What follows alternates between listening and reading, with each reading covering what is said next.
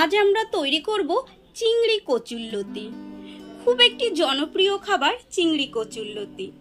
খুব সহজে কিভাবে তৈরি করছে এই রেসিপিটি চলুন দেখে নিই। ওভেনে একটি কড়াই বসিয়ে দিয়েছি, কড়াই গরম হয়ে গেছে, দিয়ে দেব তেল। এখানে আমি সরষের তেল দিলাম।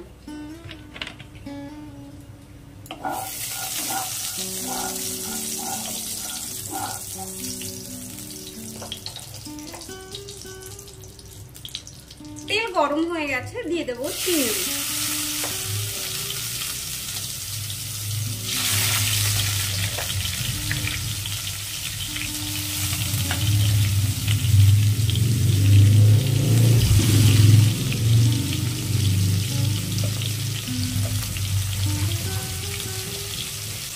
এখানে আমি 200 গ্রাম চিংড়ি মাছ দিয়েছি। দেব হাফ চামচ নুন, হাফ চামচ হলুদ গুঁড়ো।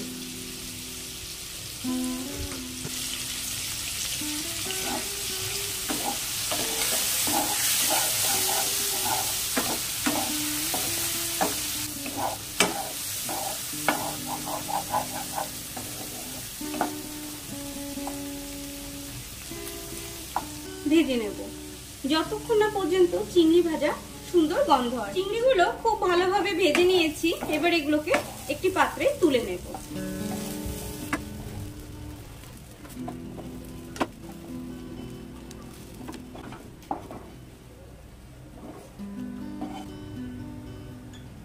এই কড়াইতেই আর 2 চামচ তেল অ্যাড করব।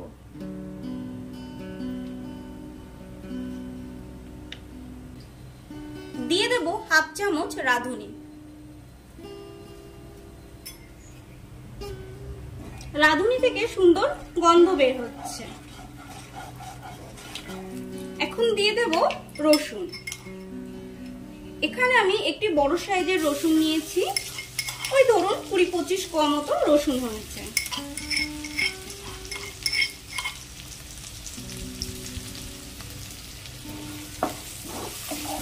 রসুনটাকে খুব ভালোভাবে ভেজে নেব।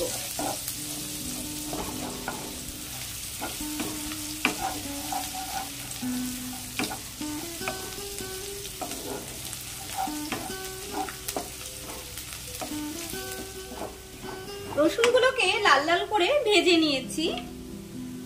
এখন দিয়ে দেব কাঁচা লঙ্কা। এখানে আমি 6-7টি কাঁচা লঙ্কা দিলাম।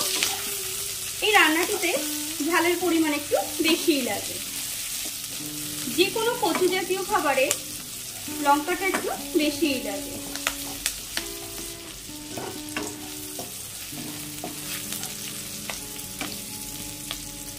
দিয়ে দেবো কেটে রাখা কচুরলতি।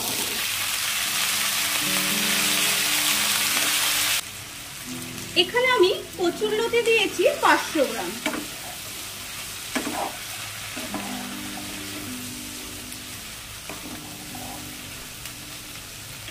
স্বাদ মতো নুন, হলুদ গুঁড়ো,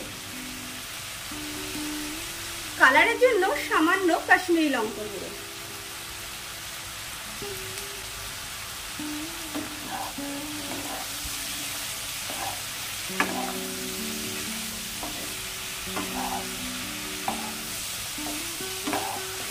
কচুরলতিগুলোকে 3-4 মিনিট মতো ভালো করে ভেজে নেব।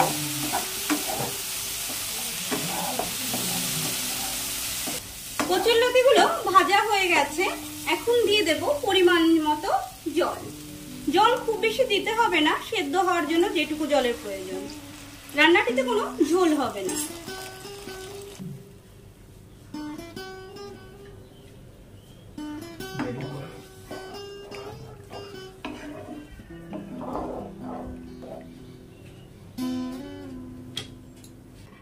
পাঁচ মিনিটের জন্য ঢেকে দেব।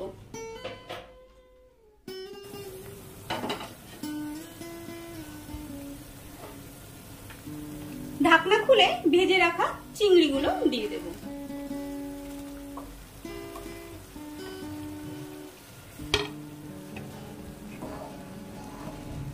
আর ঢেকে দেব না, এইভাবে ঝোল শুকিয়ে নেব।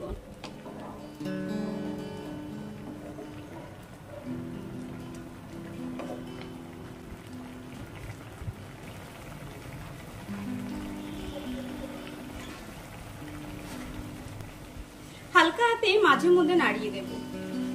খুব হালকাভাবে নাড়াতে হবে, না হলে কচুরলতিগুলো গলে গিয়ে মাখা মাখা হয়ে যাবে।